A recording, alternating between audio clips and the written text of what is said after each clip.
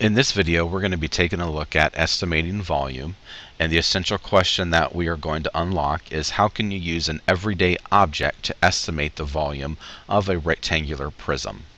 So you'll need to turn to page 472 in your Go Math book, and we're going to take a look at the making connections problem.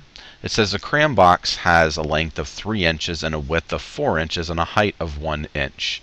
Okay, so the volume of the crayon box is how many cubic inches. Now we did learn the other day in order to find the volume, okay, we could multiply the length times the width times the height. Okay, so we have 3 times 4 times 1 is going to give us 12 cubic inches. Okay, now let's take a look at the next question. Using the crayon box, estimate the volume of the box to the right in cubic inches. Okay, so we can see the box at the right holds, you can see 4, 1, 2, 3, 4.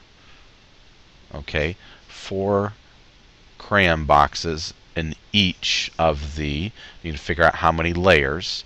1, 2, 3, 4, 5 layers. Okay, so each of the 5 layers, or we could say it holds 20 crayon boxes total,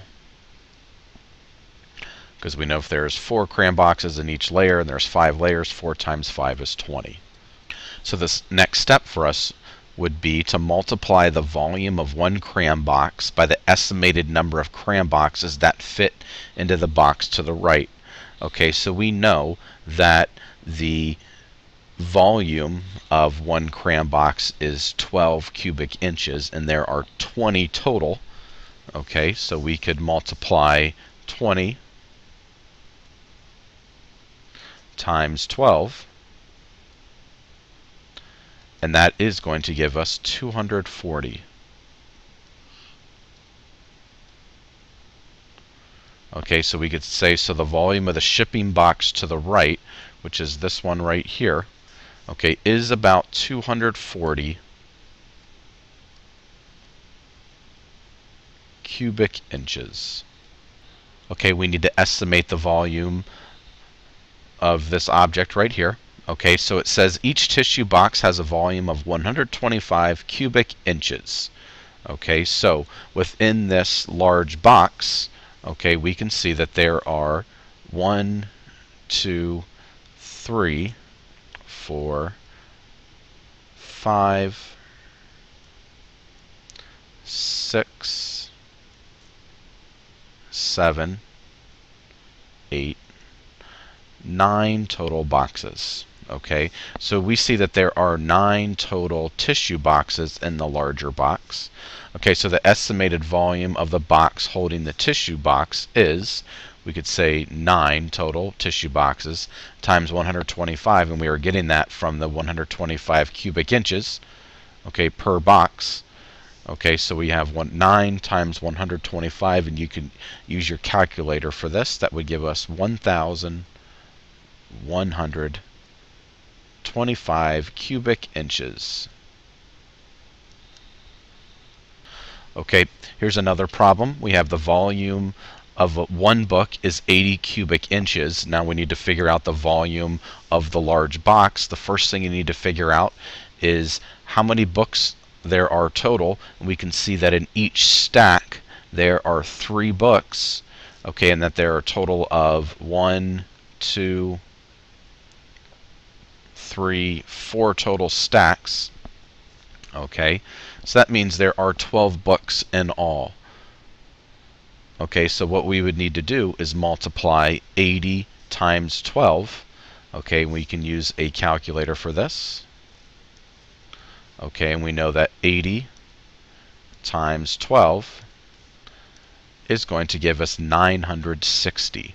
Okay, so the volume of the large box would be 960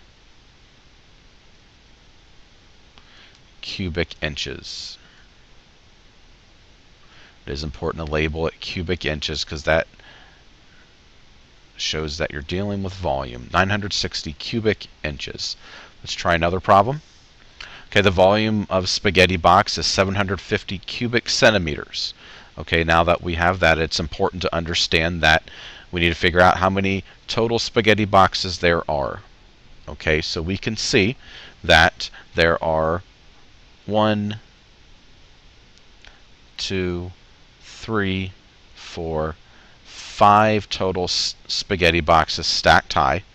Okay, and it goes 1, 2, let's start over here. 1, 2, 3, 4 deep. Okay, so 20 in each stack, so a total of 40 total spaghetti boxes.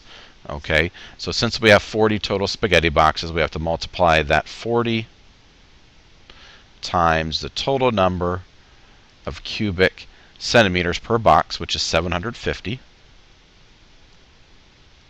It's going to give us a really big number here, so we can get out our calculators. We can multiply 40 times 750, and we know that's going to give us 30,000 cubic centimeters.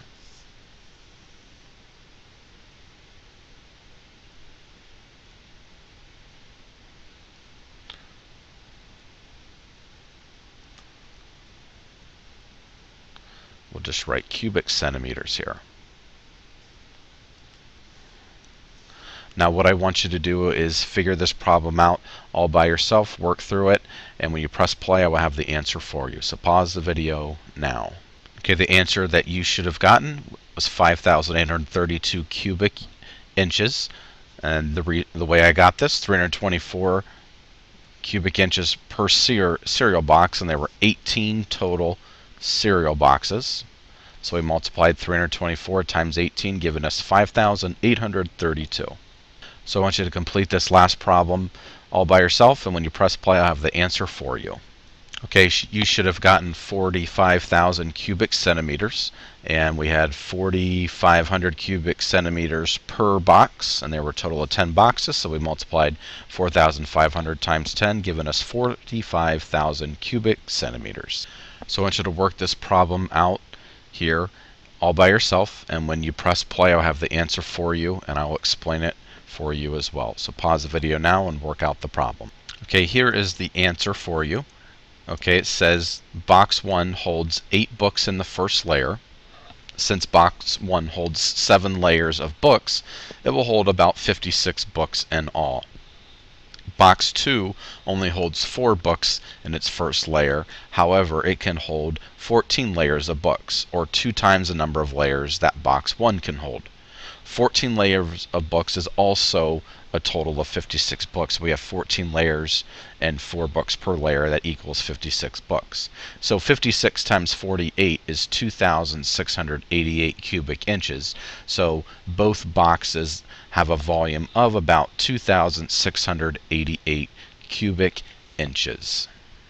So to conclude this video, we're going to take a look at our essential question, which was how can you use an everyday object to estimate the volume of a rectangular prism? Okay, a possible answer could be I can use a small rectangular prism that I know the volume of as a tool to estimate the volume of a larger rectangular prism, just like we did with all the different objects that we were looking at through today's video. I can find about how many of the smaller prisms fit in the base and about how many make up the height. I can multiply these numbers and the volume of the rectangular prism to estimate the volume of the larger rectangular prism. Okay, so this concludes the video on estimating volume. If you have any questions about this concept, please come and see me.